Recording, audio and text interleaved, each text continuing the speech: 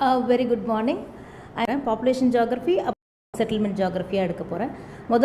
முதல் பகுதி population geography எடுக்கிறேன். சரிங்களா? Over to the slides.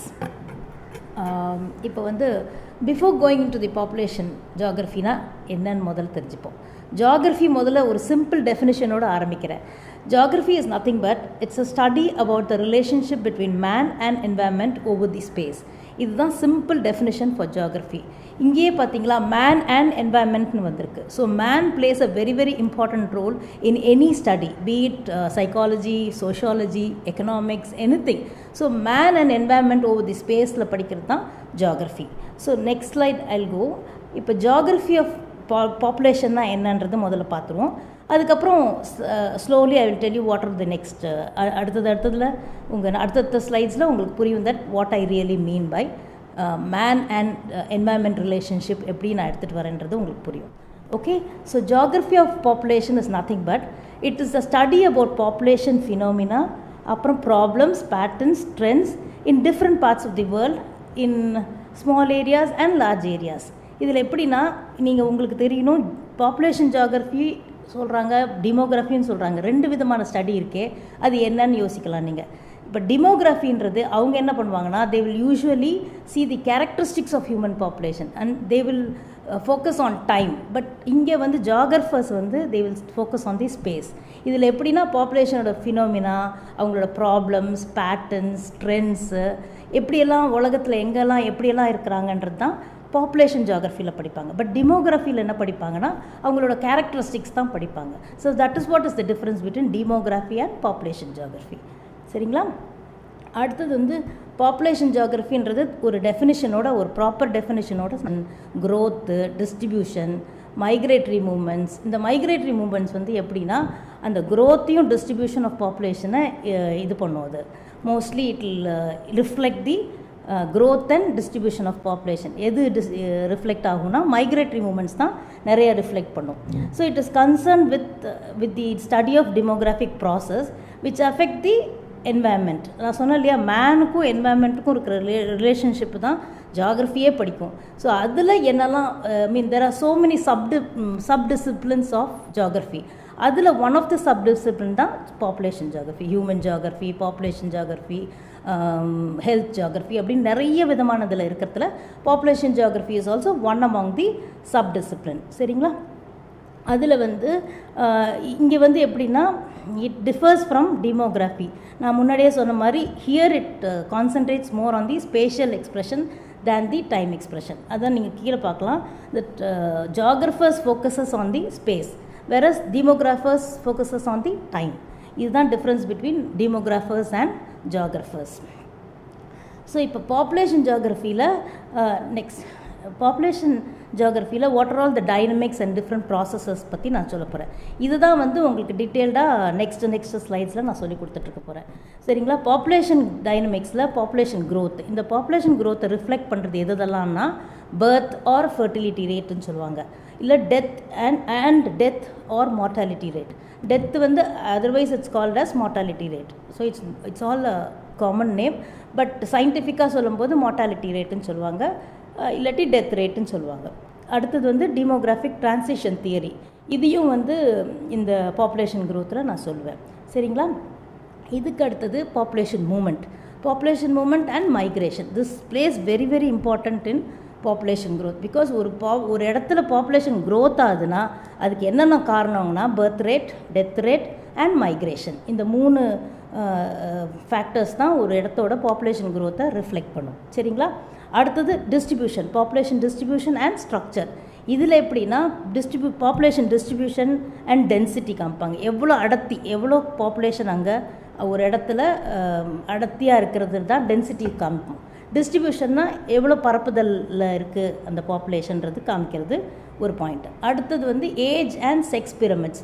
இந்த ஏஜ் அண்ட் செக்ஸ் பிரமிட் தான் இட் ரிஃப்ளெக்ட்ஸ் அபவுட் எவ்வளோ டிபெண்டன்ட் பாப்புலேஷன் இருக்காங்க, எவ்வளோ மேல் பாப்புலேஷன் இருக்காங்க, எவ்வளோ ஃபீமேல் பாப்புலேஷன் இருக்காங்க. இதெல்லாம் தான் சொல்ல போகிறது இந்த population of age and sex pyramids. இது நான் டியூ கோர்ஸ் ஆஃப் ஸ்லைட்ஸில் நான் உங்களுக்கு எக்ஸ்பிளைன் பண்ணுறேன். அடுத்தது பாப்புலேஷன் டிபேட்ஸ், பாலிசிஸ். இதில் எப்படின்னா எவ்வளோ ரிசோர்ஸஸ் டியூ கோர்ஸ் ஆஃப் ஸ்லைட்ஸில் you will understand what I really mean.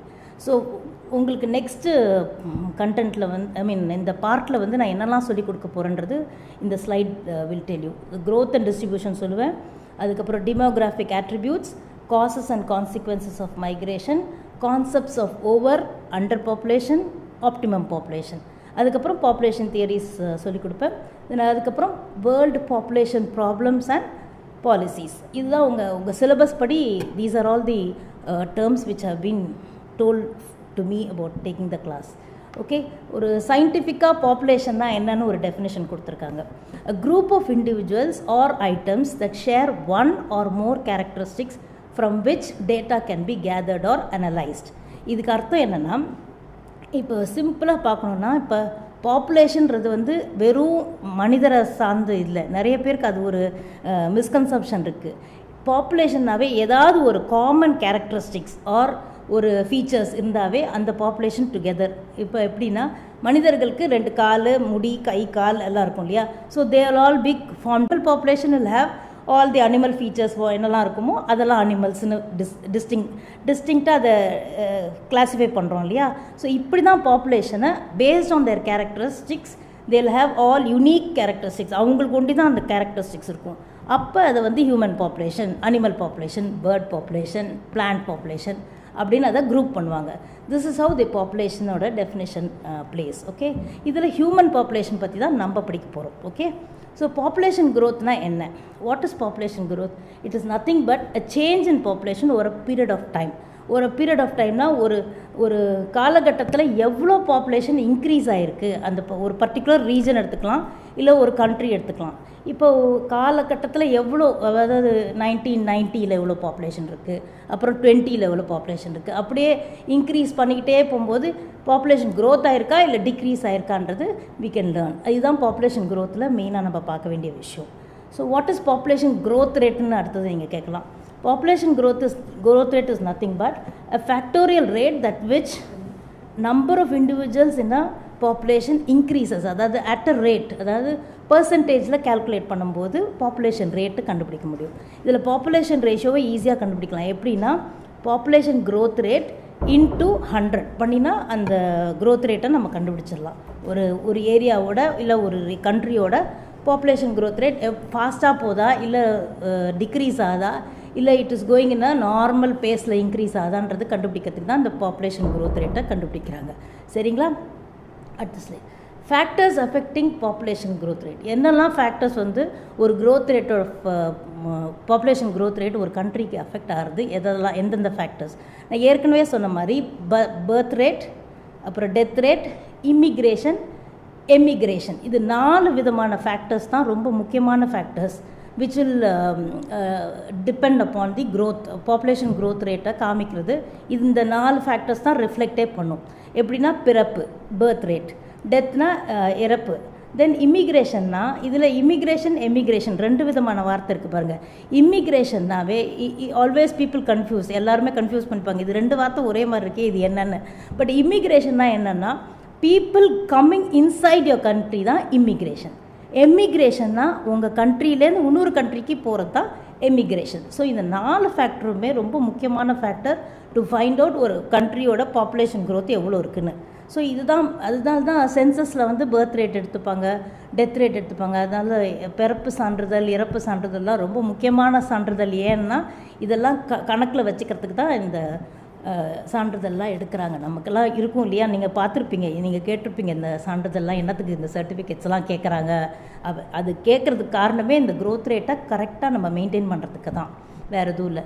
So to find out the population growth rate எப்படின்னா, பர்த் ரேட் ப்ளஸ் இமிக்ரேஷன், அதாவது உள்ளே வரவங்களும் பிறப்பும் சேர்த்து அதை கழிக்கிறது எது வச்சுன்னா டெத் ரேட்டும் போனவங்களும் பற்றி, அது 2த்தையும் கழிச்சா we can get the population growth rate. இதுதான் சிம்பிள் ஒரு calculation for finding out the population growth rate.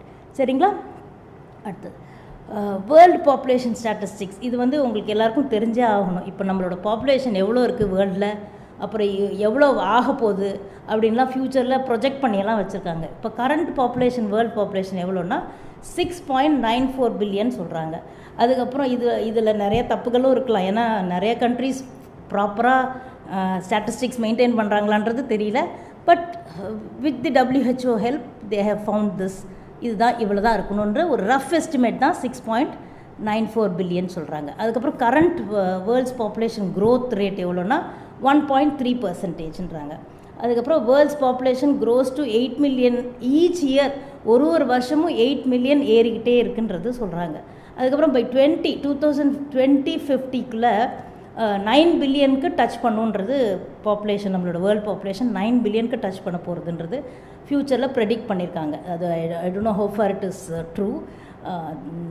அப்புறம் தென் you all know, உங்கள் எல்லாருக்கும் நீங்கள் ஐஏஎஸ் கோச்சிங் கிளாஸஸ் போகிறீங்க, you all know that which is the most populous country in the world na China. Of course, that's the most populous country which has a growth rate of 19.4%.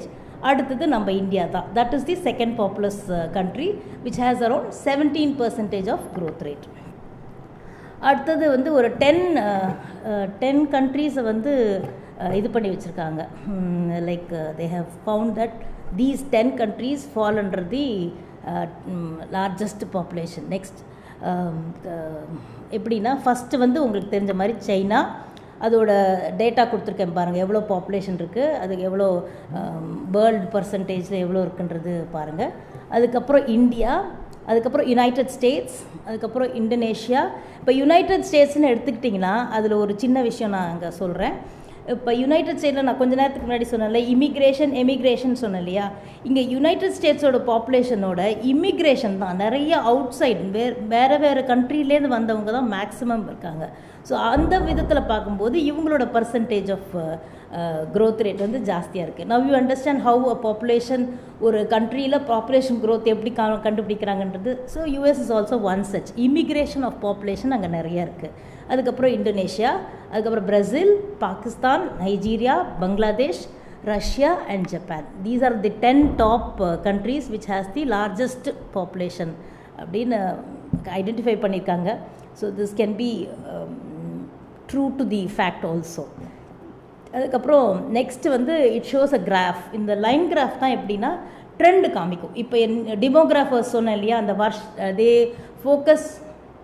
they focus more on டைம்னு சொன்னேன் இல்லையா, demographers. This is one such. எப்படின்னா 1950 எவ்வளோ இருக்குது, 60 எவ்வளோ இருக்குன்னு அப்படியே கிராஜுவலாக இன்க்ரீஸ் ஆகி பாருங்கள், ப்ரொஜெக்ட் பண்ணி 1950 எவ்வளோ இருக்கும் 9 பில்லியன் சொல்லி ப்ரொஜெக்ட் பண்ணியிருக்காங்க. So this is just an estimated world population சொல்கிறாங்க பாருங்கள். Everything. So because we can give a accurate population இவ்வளோ தான் அப்படின்னு சொல்லி கொடுக்க முடியாது. ஏன்னா it can be only estimated because there might be some problems, some mistakes by some country. So இது வந்து சோர்ஸ் எங்கே கொடுத்துருக்காங்கன்னா யூஎஸ் சென்சஸ் பியூரோலேருந்து கொடுத்துருக்காங்க. So it is an estimated world population for these countries அப்படின்னு சொல்லி கொடுத்துருக்காங்க. Okay, next I told you about age and sex. ஒரு இதில் சொன்ன இல்லையா, ஸ்ட்ரக்சரில். இது எப்படின்னா இது ரொம்ப ரொம்ப முக்கியமான ஃபேக்டர். ஒரு ஸ்டேஜ், இப்போ ஒரு 5 ஸ்டேஜஸில் பாப்புலேஷன் க்ரோத் பார்த்தாச்சு ஸோ ஃபார். 1950லேருந்து stage 1, stage 2, stage 3, stage 4, stage 5னு 5 ஸ்டேஜஸ் காமிச்சிருக்காங்க. ஸோ ஃபஸ்ட்டு ஸ்டேஜில் வந்து இனிஷியலாக 1950லலாம் எப்படின்னா birth rate was high. அங்கே போட்டிருக்கேன் பாருங்கள், birth rate was high because no use of contraception அதெல்லாம் இல்லாததுனால நிறைய பிள்ளைங்கள் பெற்றெடுத்துட்டு இருந்தாங்க. அதனால தான் people had lots of children because many ஏன்னா இறப்பும் இருந்துச்சு பிறப்பும் இருந்துச்சு. அதனால இந்த கிராஃப்லேருந்து நீங்கள் பார்க்கலாம், பக்கத்தில் இருக்கிறது வந்து ஏஜ் பிரமிட்னு சொல்லுவாங்க. So you can see the from the pyramid. So கீழே வந்து you can see that it is like என்ன சொல்கிறது 0 to 9 பாருங்கள். அந்த 0 to 9ல் அந்த பார் கிராஃப் வந்து பெருசாக இருக்குது பாருங்கள். ஆஸ் தே கோ அப் மேலே டேப்பரிங் ஆக ஆக சின்னதாக இருக்குது. அப்படின்னா என்ன அர்த்தம், 90 to 70, 70 to 90ல் இருக்கிற ஏஜ் குரூப்லலாம் நிறைய டெத் ரேட்ஸ் இருந்தது. அதுதான் அங்கே நெக்ஸ்ட் பாயிண்டில் சொல்லியிருக்காங்க பாருங்கள். Death rate is high due to poor health care. அப்போல்லாம் வந்து ஹெல்த் கேர் ஃபெசிலிட்டிஸ்லாம் அவ்வளோவா நல்லா இல்லைன்னா it was poor, it was not so efficient as now. இப்போ டெக்னாலஜிலலாம் இம்ப்ரூவ் பண்ணி எவ்வளோ டெக்னிக்ஸ் இம்ப்ரூவ் பண்ணி ஹெல்த் கேர்லாம் அவ்வளோ அழகாக இம்ப்ரூவ் பண்ணியிருக்காங்க. But those days the health care was very poor and that is way the death rate was high. அப்புறம் பாப்புலேஷன் க்ரோத் ரேட்டு வந்து பார்த்திங்கன்னா 0. ஏன்னா டெத் ரேட்டும் பர்த் ரேட்டும் ஒரு மாதிரி ஈக்குவலாக பிறப்பும் இருக்குது இறப்பும் இருக்கிறதுனால தான் அந்த ரேட் வந்து 0ன்னு காமிக்கிறாங்க பாருங்கள். அதுக்கப்புறம் பாப்புலேஷன் ஸ்ட்ரக்சர் பார்த்திங்கன்னா life expectancy was low. Life எக்ஸ்பெக்டன்சினா என்ன வார்த்தைன்றது அடுத்தடுத்த ஸ்லைடில் சொல்ல, பட் இங்கேயும் சொல்கிறேன் நான். லைஃப் எக்ஸ்பெக்டன்சினா எவ்வளோ வாழ்வாதாரம் வந்து எவ்வளோ வாழ்கிறதுக்கு தகுதியான நாள் ஸ்பேன், அந்த லிவிங் ஸ்பேனை தான் லைஃப் எக்ஸ்பெக்டன்சின்னு சொல்லுவாங்க. அதுவும் ரொம்ப கம்மியாகிடுச்சு பாருங்கள். மேலே டேப்பரிங் ஆக ஆக 90 to 79 வந்து ரொம்ப மெலிசாக இருக்குது பாருங்கள் அந்த பார். அந்த நேரம் அந்த old age people and all were dying very low. என்ன சொல்கிறது, யங் பீப்புள் தான் இருந்தாங்க, ஓல்ட் ஏஜ் பீப்புளெலாம் வந்து நிறைய பேர் இறந்து போயிட்டு இருந்தாங்கன்றது. Because health care facility was low. அதே மாதிரி ஸ்டேஜ் 2 பாருங்கள். ஸ்டேஜ் 2ல் வந்து கொஞ்சம் டிஃப்ரென்ஸ் இருக்கலாம் அந்த ஸ்ட்ரக்சரில். So birth rate was high because there was no use of, அதே சேம் தான். இப்போ 1950க்கும் அடுத்த இயருக்கும் வந்து மச் டிஃப்ரென்ஸ் இல்லை. இப்போ கொஞ்சம் கொஞ்சமாக இன்க்ரீஸ் ஆகிருக்கு பிகாஸ் கொஞ்சம் ஹெல்த் கேர் ஃபெசிலிட்டி இன்க்ரீஸ் ஆகிருக்கும், லைஃப் எக்ஸ்பெக்டன்சியும் கொஞ்சம் இன்க்ரீஸ் ஆகிருக்கும், அவ்வளோதான், வேறு எதுவும் இல்லை. ஸ்டேஜ் 3 பாருங்கள். நெக்ஸ்ட்டு ஸ்லைடில் வந்து ஸ்டேஜ் 3 பற்றி எக்ஸ்பிளைன் பண்ணியிருக்கேன் பாருங்கள். இதில் எப்படின்னா birth rate is rapidly following due to emancipation of women and better education. இப்போ எப்படின்னா விமன் எஜுகேஷன்லாம் இன்க்ரீஸ் ஆக ஆக அங்கே வந்து என்னென்னா birth rate, because earlier women were all at home. அந்த பேட்ரியார்டிக்கல் சொசைட்டியில் women were at home, men were only going for work. But இப்போ வந்து தேர்ட் ஸ்டேஜில் வந்து women started to go for better education. She also started to work and her empowerment and all had increased. So அதனால் அந்த birth rate வந்து நல்லாவே குறைஞ்சி use of contraceptions எல்லாம் ஜாஸ்தியாகி, that is way you can see the difference between the structure of the pyramid பாருங்கள்.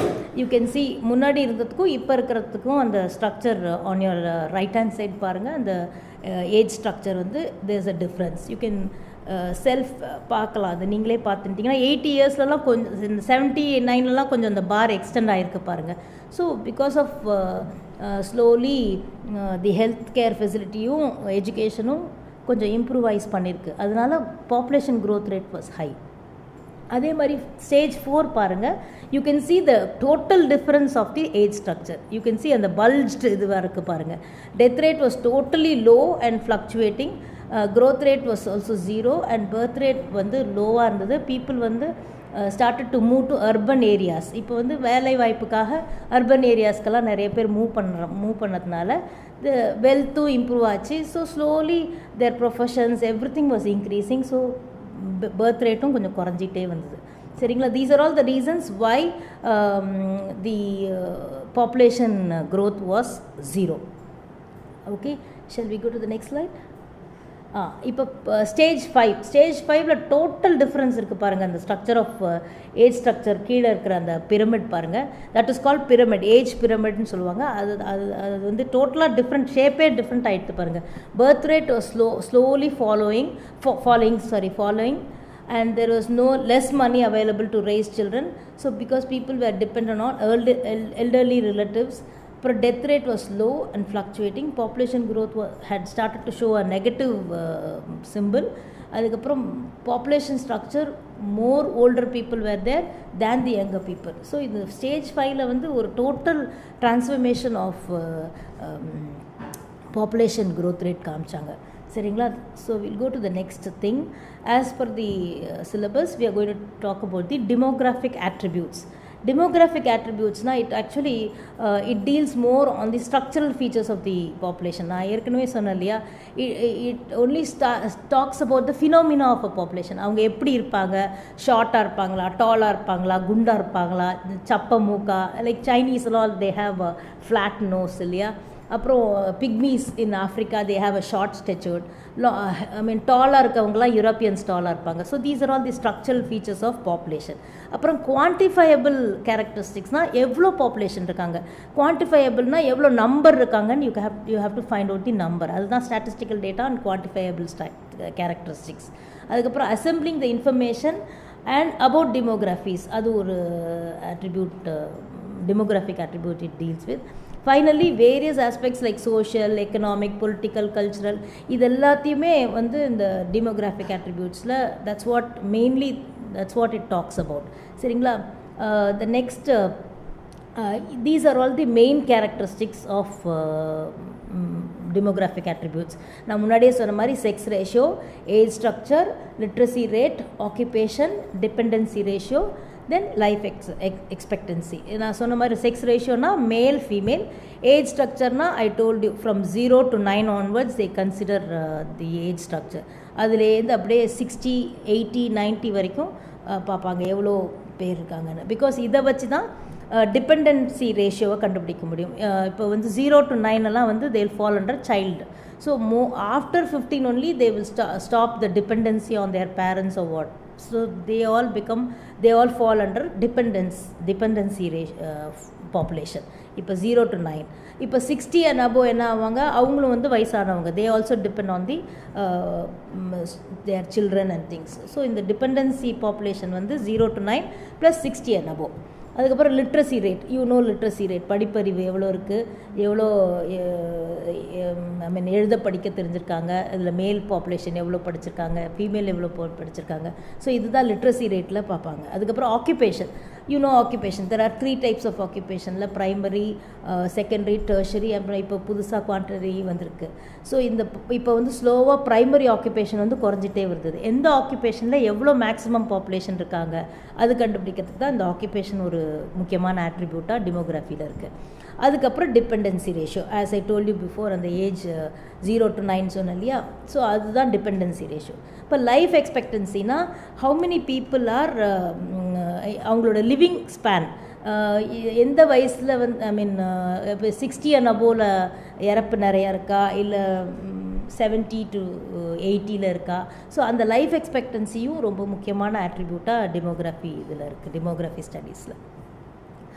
So அடுத்த concept உங்களோட சிலபஸில் வந்து மொபிலிட்டி அண்ட் மைக்ரேஷன். இது ரெண்டும் முக்கியமான concept which plays a very very important role in population growth. நான் சொன்ன மாதிரி இமிக்ரேஷன்லாம் இதில் தான் வரும். ஸோ பிகாஸ் இது வெளியூர்லேருந்து எவ்வளோ பேர் உள்ளே வராங்க, உள்ளேருந்து எவ்வளோ பேர் வெளியில் போகிறாங்கன்ற கான்செப்ட் தான் ரொம்ப முக்கியமானது ஒரு பாப்புலேஷன் க்ரோத்தை கண்டுபிடிக்கிறதுக்கு. ஸோ மொபிலிட்டினா என்ன, மைக்ரேஷன்னா என்னன்னு தனித்தனியாக அதோட டெஃபினேஷன்ஸை பார்ப்போம். மொபிலிட்டினா the ability to move either permanently or temporarily. அதாவது நீங்கள் போயிட்டு திருப்பி கூட ரிட்டர்ன் ஆகலாம். So it can be a temporary movement. So சில பேர் வந்து செங்கல்பட்டுலேருந்து சென்னைக்கு கூட வரலாம். That can also be called as mobility. அவங்கள வந்து ஜென்ரலாக கம்யூட்டர்ஸ்னு கூப்பிடுவாங்க. ஸோ பெர்மனெண்ட்டாகவும் போகலாம், நீங்கள் ஜாபுக்காக மூவ் ஆகலாம். So this is called mobility. But மைக்ரேஷனுக்கும் மொபிலிட்டிக்கும் என்ன டிஃப்ரென்ஸ்ன்னு சொல்லி நீங்கள் கேட்கலாம். மைக்ரேஷன் வந்து என்னென்னா மூவிங் டு அ அதாவது long distance move of a person from one political jurisdiction to another involving a change of residence in a given time frame. அதாவது ஒரு இடத்துலேருந்து இப்போ வந்து நான் வந்து பெங்களூர்லேருந்து சென்னைக்கு நான் ஷிஃப்ட் ஆகி வந்துட்டேன்னா தட் இஸ் ஆல்சோ மைக்ரேஷன். அது வந்து இன்டர்னல் மைக்ரேஷன் சொல்லுவாங்க. இப்போ நான் வந்து யூஎஸ்க்கு வந்து போகிறேன்னா அதுவும் migration. That's also one of the migration, one type of migration. So இப்போ எமிக்ரேஷனில் அந்த டிஃப்ரென்ஸ் உங்களை நீங்கள் பார்க்கலாம். The process of moving out of a particular country. இப்போ ஒரு கண்ட்ரிக்கு நீங்கள் போகிறீங்க, யூஸ்வலி இண்டிவிஜுவல் பர்சனாக நீங்கள் போய் அந்த கண்ட்ரிக்கு நீங்கள் போகலாம். ஒரு கண்ட்ரிலேருந்து இன்னொரு கண்ட்ரிக்கு நீங்கள் போகும்போது அந்த பர்டிகுலர் ப்ராசஸ் வந்து எமிக்ரேஷன் சொல்லுவாங்க. இமிக்ரேஷன்னா process of individuals moving into a country, அதாவது ஒரு இன்னொரு கண்ட்ரிக்குள்ளே வர்றது தான் immigration. as I told you before in the slides. So இப்போ internal migration, external migration. I told you, no, within a country if you are moving, it is going to be internal migration. அதுதான் உள்ளுக்குள்ளே கண்ட்ரிக்குள்ளே ஒரு பெங்களூர்லேருந்து Chennai to Calcutta அப்படி போகும்போது that is internal migration. External மைக்ரேஷன்னா வெளிநாட்டுக்கு போகிறது. நான் அதிலே போட்டிருப்பேன் பாருங்கள், external migration, international migration. when you are moving to a country, another country, it is called external migration or international migration. There are other types of migration, something like gross migration, net migration, voluntary migration, forced migration, eco migration. அப்புறம் புதுசாக இப்போ ஒன்று வந்திருக்கு guest ஒர்க்கர்ஸ்னு.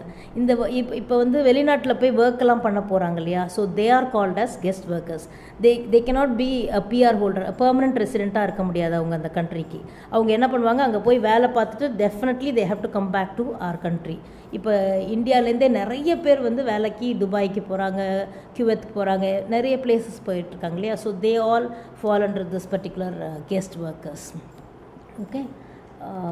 So the next factor is what are all the push factors and pull factors for migration. Migration நடக்கிறதுக்கு எதெல்லாம் காரணங்கள் அப்படின்னு சொல்லி பார்க்குறாங்க. எதெல்லாம் புஷ் ஃபேக்டர்ஸ், அதாவது நீங்கள் இன்னொரு கண்ட்ரிக்கு போகிறதுக்கு, இன்னொரு இடத்துக்கு போகிறதுக்கு எது உங்களை தள்ளப்படுது, அந்த factors there nothing but maybe ஒரு ஜாபுக்காக நீங்கள் போகலாம், இல்லை உங்களுக்கு இப்போ இருக்கிற இடம் வந்து if it is not very என்ன சொல்கிறது, உங்களுக்கு ஏற்ற மாதிரி இல்லை, it is not fit for லிவிங்னா இன்னொரு இடத்துக்கு போவீங்க. அதே மாதிரி நிறைய நேச்சுரல் டிசாஸ்டர், கெலாமிட்டிஸ்லாம் நடக்கும் இல்லையா, இப்போ லேண்ட்ஸ்லைடு, எர்த்குவேக்ஸு இப்போல்லாம் நிறைய நடந்துக்கிட்டு இருக்கு இல்லையா.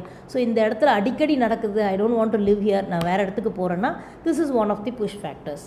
அகெயின் புல் ஃபேக்டர்ஸ், அதோட ஆப்போசிட். புல் ஃபேக்டர்ஸ்னால் எது உங்களை அங்கே இழுக்கிறது, இந்த இடத்துக்கு வரணுன்னு எதெல்லாம் இழுக்குதுன்னா மெயின்லி ஜாப்.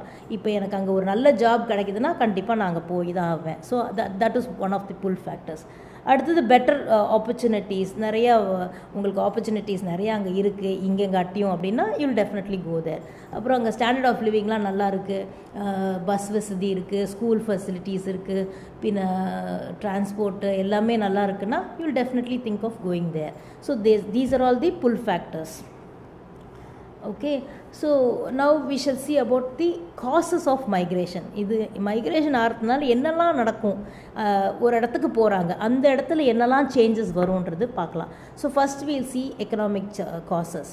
எக்கனாமிக் காசஸில் என்னென்னா மைக்ரேஷன் வந்து it is usually in a search of a better economic condition, வேலைக்கு, எம்ப்ளாய்மெண்ட். அப்புறமா அடுத்தது அர்பனைசேஷன், அடுத்தது அதுதான் ஆகும். Urbanisation is the next. இப்போ வந்து ஒரு சிட்டியை நோக்கி தான் போகிறீங்கன்னா இப்போ சிட்டி வந்து ஒரு லிமிட்டோடு தான் இருக்கும். இப்போ அந்த சிட்டியோட சைஸை இன்க்ரீஸ் பண்ணால், இப்போ உள்ளே வந்துகிட்டே இருந்தாங்கன்னா மைக்ரேஷன் ஆகிட்டே இருந்ததுன்னா definitely you have to increase the size of the city. இதுதான் வந்து அர்பன் ஸ்ப்ரால்னு சொல்லுவாங்க நம்ம ஜியாகிரஃபியில். நீங்கள் வந்து அர்பனைசேஷன் படிக்கும்போது, அர்பன் ஜியாகிரஃபியில் படிக்கும்போது you will learn what is urban sprawl. இல்லாட்டி செட்டில்மெண்ட் ஜியாகிரஃபியில் படிக்கும்போது கூட நெக்ஸ்ட்டு கண்டென்ட் வந்து அதுதான் நினைக்கிறேன். ஸோ அதில் கூட we can teach you about what is urban sprawl. இப்போ ரூரல்லேருந்து அர்பனுக்கு மைக்ரேட் ஆகிறாங்கன்னு வச்சுக்கோங்க. ஸோ இப்போ அந்த அர்பனோட லிமிட் இருக்கு இல்லையா, இப்போ சென்னை சிட்டி முன்னாடி பார்த்துருந்தீங்கன்னா சின்னதாக இருந்தது, இப்போ கிரேட்டர் சென்னைன்னு கொஞ்சம் எக்ஸ்டெண்ட் பண்ணியிருக்காங்க. ஏன்னா பாப்புலேஷன் அதில் ஃபிட் ஆகலை. This is what is call urban sprawl. The expansion of the city is call urban sprawl. Okay, அந்த பார்டரை வந்து எக்ஸ்பேண்ட் பண்ணுறது தான் அர்பன் ஸ்ப்ரால்னு சொல்லுவாங்க. ரைட், இப்போ வந்து மைக்ரேஷன் ஆகிறதுனால urbanisation increases. So this happens. Migration அர்பனைசேஷன்னா கண்டிப்பாக ஸ்குவாட்டர் டெவலப்மெண்ட் ஆகும், ஸ்லம் டெவலப்மெண்ட் ஆகும். ஏன்னா வேலை வரும்போது உங்களுக்கு உடனே வீடும் கிடைக்காது. ஸோ எங்கே உங்களுக்கு புறம்போக்கு லேண்ட்ஸ் இருக்கோ அந்த இடத்துல போய் செட்டில் ஆவாங்க. ஸோ அவங்களாம் தான் அந்த ஸ்லம் டெவலப் பண்ணுவாங்க. So these are all the economic causes. அப்புறம் ஓவர் பாப்புலேஷன் ஆகுது. அதுக்கப்புறம் புவர் கிளைமேட்டிக் கண்டிஷன்ஸ் வந்து சப்போஸ் ட்ரவுட் எல்லாம் ஆகுதுன்னு வச்சுக்கோங்க, இப்போ தண்ணி இல்லாமல் போகும் இல்லையா, அதெல்லாமும் ஒரு எக்கனாமிக் காஸ்ட் தான். அடுத்தது வந்து நேச்சுரல் டிசாஸ்டருக்கு எப்படின்னா நேச்சுரல் டிசாஸ்டர்ஸ் லைக் லேண்ட்ஸ்லைட்ஸ், அப்புறம் வறட்சி, ட்ரவுட்ஸு, ஃப்ளட்ஸு இதெல்லாம் இருந்தால் கூட you will ten to move in another city. So city our country which ever place. இது ஒரு எக்ஸாம்பிள் கொடுத்துருக்காங்க பாருங்கள், 10 cities டர்க்கியில் வந்து 10 cities டெவலப் பண்ணியிருக்காங்க. அது ஒரு example you can read for yourself in the slide. அடுத்தது வந்து பொலிட்டிக்கல் காசஸ் ஆஃப் மைக்ரேஷன். இதில் வந்து this is a very different cause actually. Political cause எப்படின்னா, ஒருத்தர் க்ரைம் இல்லை பனிஷ்மெண்ட் பண்ணியிருந்தாங்கன்னா அவங்கள வந்து வேறு, இப்போ சினிமாலலாம் கூட நிறைய பார்த்துருப்பீங்க, உன்னை தண்ணி இல்லாத காட்டுக்கெலாம் நான் மாற்றிடுவேன் அப்படின்னு சொல்லுவாங்க இல்லையா. Something like that. As a punishment another place, இன்னொரு இடத்துக்கு மாற்றிடுவாங்க. பிகாஸ் அவங்க வேலையில் ஏதாவது சரியாக இல்லாமல் இருந்துக்கலாம். So that is also as a punishment they will send them to another. அதுவும் ஒரு sort of a migration. Because அவர் போகிறதோட அவர் ஃபேமிலியும் மைக்ரேட் ஆகும் இல்லையா. So that is what as a punishment or crime they go to another place. On a bigger scale crime பண்ணியிருந்தாங்கன்னா they go to another place. அதுக்கப்புறம் என்ஸ்லேவ்மெண்ட்னா ஏதாவது on a slavery treatment also they will send you to another place. அதுக்கப்புறம் தே forced மைக்ரேஷனில் வந்து எப்படின்னா, without தி என்ன சொல்கிறது, அந்த பர்சன் ஹூ இஸ் மைக்ரேட்டிங் அவங்கள கூட they don't take the willingness, அது உடனே அவங்கள மைக்ரேட் பண்ணிடுவாங்க. அப்புறம் வார், இந்த மிலிட்ரி, அந்த ஐ மீன் நிறைய போர்லாம் இருந்துச்சுன்னா ஓகே ஃபைன், நமக்கு இங்கே வாழ்கிறதுக்கு தகுதி இல்லாமல் இருக்குது, லெட்டஸ் கோ டு another பிளேஸ்ன்னு சொல்லிட்டு கூட மாற்றிட்டு போவாங்க இல்லையா. ஸோ அந்த மாதிரி கூட மைக்ரேஷன்ஸ் ஆர் டேக்கிங் பிளேஸ். அதுக்கு ஒரு எக்ஸாம்பிள்ஸ் கியூபாவோட எக்ஸாம்பிள் கொடுத்துருக்காங்க பாருங்கள். அடுத்தது social causes of migration. Migration to spread religion இருக்கலாம். இதுக்கு ரிலீஜன் ஸ்ப்ரெட் பண்ணுறதுக்கு கூட மைக்ரேட் பண்ணுறாங்க நிறைய பேர். இப்போ ஆஃப்லேட் நிறையா ரிலீஜனை ஸ்ப்ரெட் பண்ணுறதுக்கு கூட இன்னொரு இடத்துக்குலாம் ட்ராவல் பண்ணிவிட்டு மைக்ரேட் பண்ணிவிட்டு கூட போயிட்டுருக்காங்க. அதுக்கப்புறம் இப்போ சம்டைம்ஸ் இது வந்து ஃபேமிலி ஃப்ரெண்ட்ஸை கூட யுனைட் பண்ணுறதுக்கு கூட சில பேர் மைக்ரேட் பண்ணுறாங்க. அது ஒரு காசு. இப்போ ஃபேமிலி வந்து ஒரு இடத்துல இருப்பாங்க, ஹஸ்பண்ட் ஒரு இடத்துல இருப்பாங்க. ஸோ 2 பேரும் ஒரே இடத்துல இருக்கணுன்றதுக்கு கூட மைக்ரேட் பண்ணலாம். அது ஒரு காரணமாக இருக்குது. அதுக்கப்புறம் பொலிட்டிக்கல் ஃபிலாசபி, சில ஃபிலாசபிஸ் எல்லாம் ஸ்ப்ரெட் பண்ணுறதுக்கு கூட இன்னொரு இடத்துக்கு மைக்ரேட் பண்ணலாம். அடுத்தது migration to personal freedom.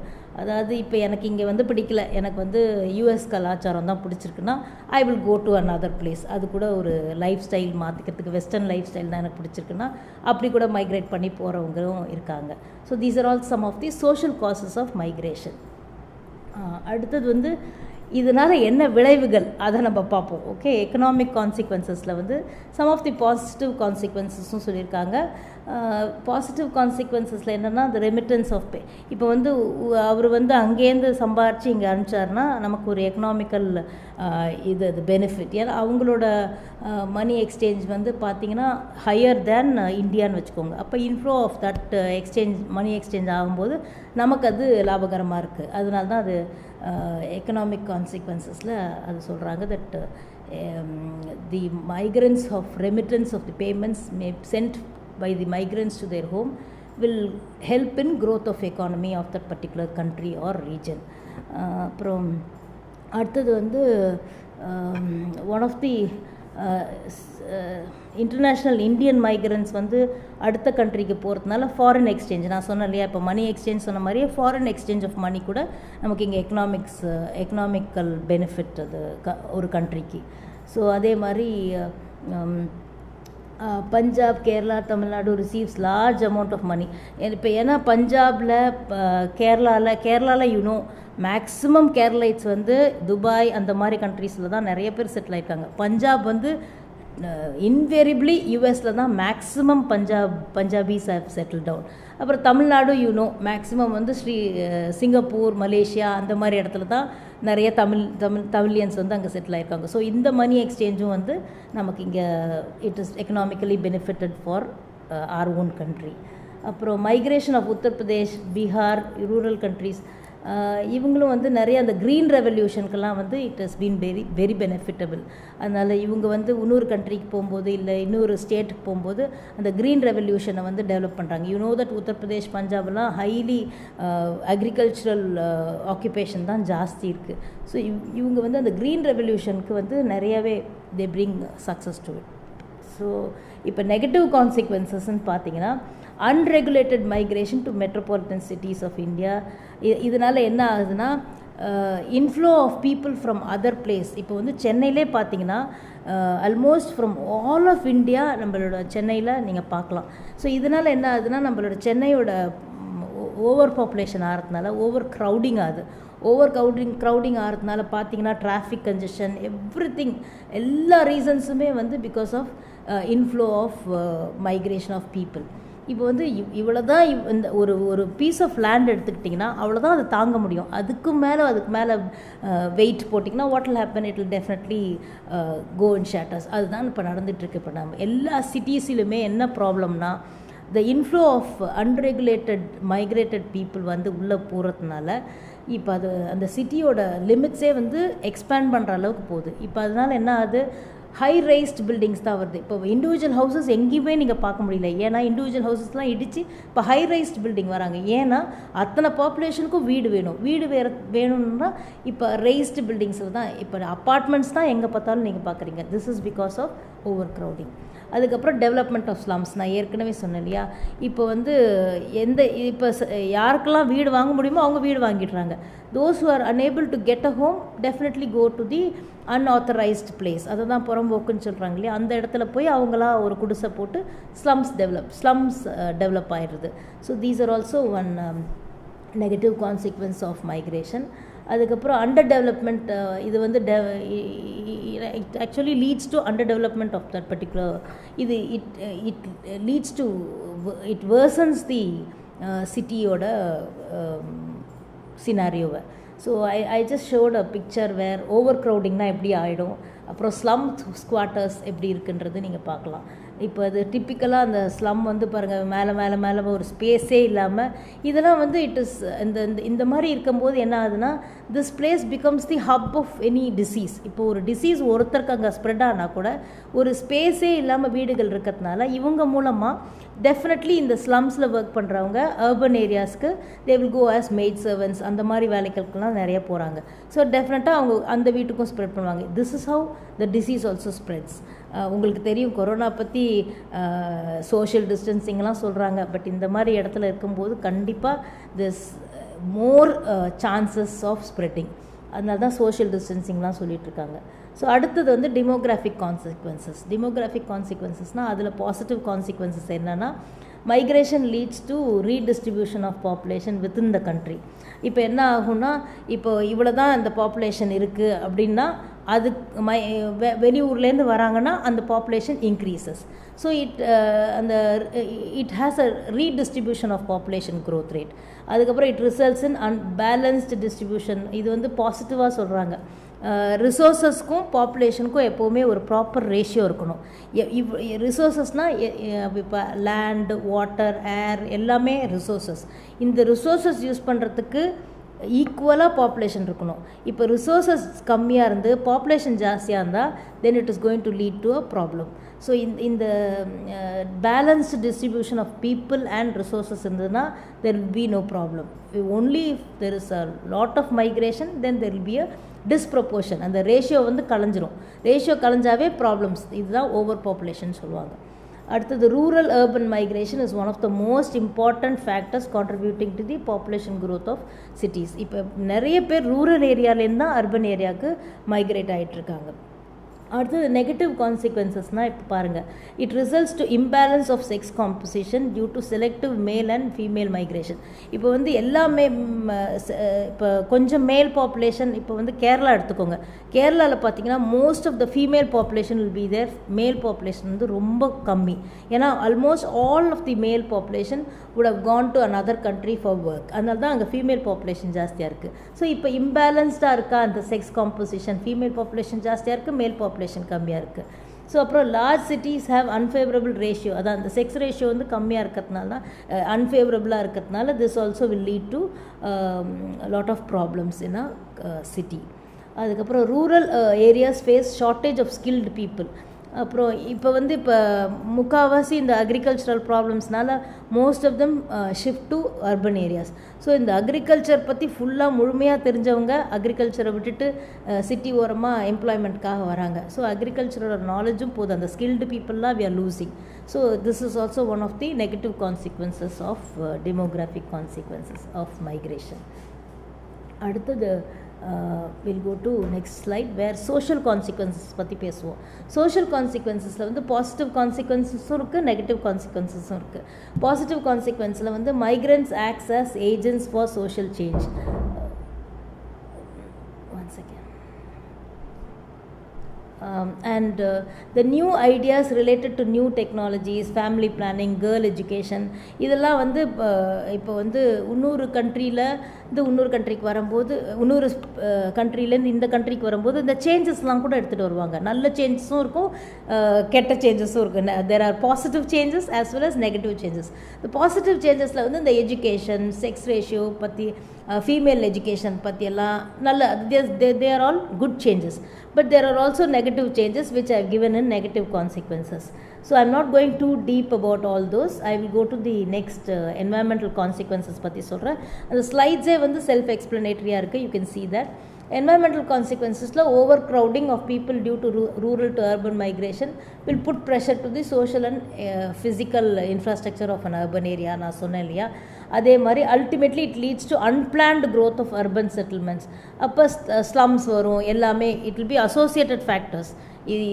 Urban area konja expand பண்ற மாதிரி இருந்தாவே ஸ்லம்ஸு எல்லாமே அசோசியேட்டடாக வரும். ஸோ இந்த மைக்ரேஷன் வந்து it leads to lot of environmental consequences. I showed you know, over crowding, traffic ஜாஸ்தியாக இருது, கன்ஜஷன், அப்புறம் வீடு ஸ்பேஸ் இல்லாமல் கட்டுறது, இதெல்லாம் தான் one of the environmental consequences which I showed you earlier.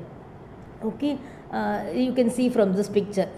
Dumping வந்து இப்போ வந்து எப்படின்னா, இப்போ குப்பையை போடுறாங்க, அந்த குப்பையை டம்ப் பண்ணுறதுக்கு ஏரியா இல்லாமல் இருக்குது. எவ்வளோ தான் டம்பிங் யார்ட்ஸ் நம்ம க்ரியேட் பண்ணுறது, சிட்டியில் ஏற்கனவே இடம் இல்லாமல் இருக்குது. இப்போ டம்பிங் யார்ட்ஸை தனியாக ஒரு இடத்த கொடுத்தா எப்படி, வாழ்கிறதுக்கே இடம் இல்லாமல் டம்பிங் யார்டு கொண்டு இடம் கொடுக்க முடியுமா? ஸோ இதெல்லாம் தான் காரணங்களாகுது பாருங்கள்.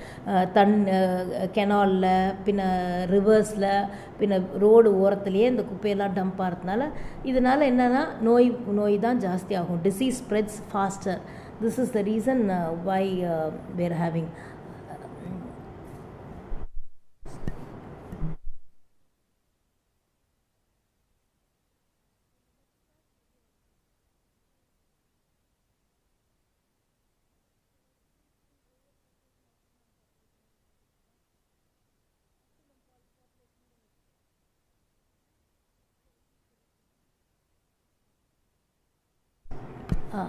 fine. Now I will tell you about the three concepts of overpopulation, underpopulation, optimum size population na enna. Dr. Cannon வந்து அவர் தான் வந்து Cannon வந்து he told there is a direct relationship between size of population and existing of resources of a country. நான் சொன்னேன் இல்லையா, இப்போ ரிசோர்ஸும் பாப்புலேஷனும் ஈக்குவலாக இல்லைன்னா it is going to lead to problems. இப்போ ஓவர் பாப்புலேஷனில் அதான் நடந்துகிட்ருக்கு. ஓவர் பாப்புலேஷனில் பாப்புலேஷன் ஜாஸ்தியாக இருக்குது, ரிசோர்ஸஸ் கம்மியாக இருக்குது. ரிசோர்ஸஸ்னால் உனக்கு வாழ்கிற பூமி, தண்ணி, பின்ன காற்று, சுவாசிக்கிறதுக்கு காற்று, everything, all of it whatever you going to take from the nature, it is natural resource. அதுலேயே மேன்மேட் ரிசோர்ஸஸும் இருக்குது, நேச்சுரல் ரிசோர்ஸும் இருக்குது. இப்போ பாப்புலேஷன் ஜாஸ்தியாகி ரிசோர்ஸஸ் கம்மி ஆயிடுச்சுன்னா that will lead to problem. அதுதான் ஓவர் பாப்புலேஷன் சொல்லுவாங்க. நெக்ஸ்ட் ஸ்லைடில் அதை சொல்லியிருக்கேன் பாருங்கள். ஓவர் பாப்புலேட்டட்னா என்னென்னா, if during a period of time the per capita income being a fall due to increase in population, the country will be told as overpopulated. அதாவது per capita income வந்து எப்படி கண்டுபிடிப்பாங்க, இந்த கண்ட்ரி வந்து ஓவர் பாப்புலேட்டன்றது எப்படி கண்டுபிடிப்பாங்கன்னா per capita income வச்சு கண்டுபிடிப்பாங்க. per capita income வந்து ஒரு பர்சனோட இன்கம் அதை வச்சு கண்டுபிடிப்பாங்க. இப்போ that is what is called per capita income. அது வந்து if it is gradually followingனா, பாப்புலேஷன் வந்து இன்க்ரீஸ் ஆயிடுச்சுன்னா this country is called over பாப்புலேட்டட்னு சொல்லுவாங்க. இதை வச்சு தான் கண்டுபிடிப்பாங்க demographers whether this country is over populated or under populated. So அடுத்தது அண்டர் பாப்புலேட்டடில் என்ன சொல்கிறாங்கன்னு பாருங்கள். if a number of people is less than the resources of a country, they are unable to make use of resources. நான் சொன்னேன் இல்லையா முன்னாடி, population கம்மியாகி resources ஒண்டி ஜாஸ்தியாக இருந்துச்சுன்னா that place is called underpopulation. நிறைய வெஸ்டர்ன் கண்ட்ரீஸ், நிறைய டெவலப்டு கண்ட்ரீஸ்லாம் இந்த சினாரியோ இருக்குது. இப்போ நம்ம கண்ட்ரிலலாம் ஓவர் பாப்புலேட்டட் தான் சொல்லுவாங்க. இப்போ அண்டர் பாப்புலேட்டட்லலாம் you can see that resources நிறையா இருக்குது, ஆனால் பாப்புலேஷன் ரொம்ப கம்மியாக இருக்குது. த யூஸ் ஆஃப் ரிசோர்ஸஸ் வந்து அபண்டண்ட்டாக இருக்கும்போது பாப்புலேஷன் அந்த யூஸ் பண்ணுற அளவுக்கு பாப்புலேஷன் அங்கே இல்லாத கண்ட்ரீஸை வந்து அண்டர் பாப்புலேட்டட் கண்ட்ரீஸ்ன்னு சொல்லுவாங்க. அடுத்தது வந்து ஆப்டிமம் பாப்புலேஷன் சொல்கிறாங்க. ஆப்டிமம் பாப்புலேஷன்னா என்னென்னா, the size of the population is according to the size of the natural resources are fully utilized. அதாவது ரிசோர்ஸஸும் சரி பாப்புலேஷன் சரி ரெண்டுமே இட் இஸ் பேலன்ஸ்டாக இருந்துச்சுன்னா then that particular population country is call optimum population. இந்த இடத்துல வந்து ரிசோர்ஸஸ் சரி பாப்புலேஷன் சரி ஈக்குவலாக பேலன்ஸ்டாக இருந்தாங்கன்னா, அந்த ரேஷியோ வந்து ஈக்குவலாக இருந்துச்சுன்னா தென் அந்த ஏரியா வந்து ஆப்டிமம் பாப்புலேட்டட் கண்ட்ரி அப்படின்னு சொல்லுவாங்க. தென் இது வந்து ஹை ஸ்டாண்டர்ட் ஆஃப் லிவிங் இந்த கண்ட்ரியில் கண்டிப்பாக இருக்கும். அதுக்கப்புறம் இந்த concept of concern with high quality of life, அதாவது ஃபுட், எனர்ஜி எல்லாமே வந்து நார்மலாக இங்கே ஹை குவாலிட்டி ஆஃப் லிவிங் இருக்கும். இப்போ வந்து நிறைய டிராஃபிக்லாம் இருக்காது. ஸோ ப்ரீதிங் அந்த ஏர் குவாலிட்டி கூட நல்லாயிருக்கும். தண்ணி, water quality also will be very good. அப்புறம் ஃபுட் சப்ளை கூட இப்போ வந்து if you want to increase the ஃபுட்னா டெஃபினெட்லி அந்த ஃபர்டிலைசர்ஸ்லாம் போட்டு அந்த பாப்புலேஷனுக்கு ஏற்ற ஃபுட், வெஜிடபிள்ஸ் அண்ட் வேறு ஏதாவது பண்ணணும்னா அந்த ஃபர்டிலைசர்ஸ்லாம் போடுறாங்க. These are all the reasons why underpopulated or overpopulated countries are having lot of diseases, because they have to match the resource and the population. இதுக்காக தான் இந்த பிரச்சனை எல்லாம் நடக்குது. Okay, with this I end the session. Thank you so much.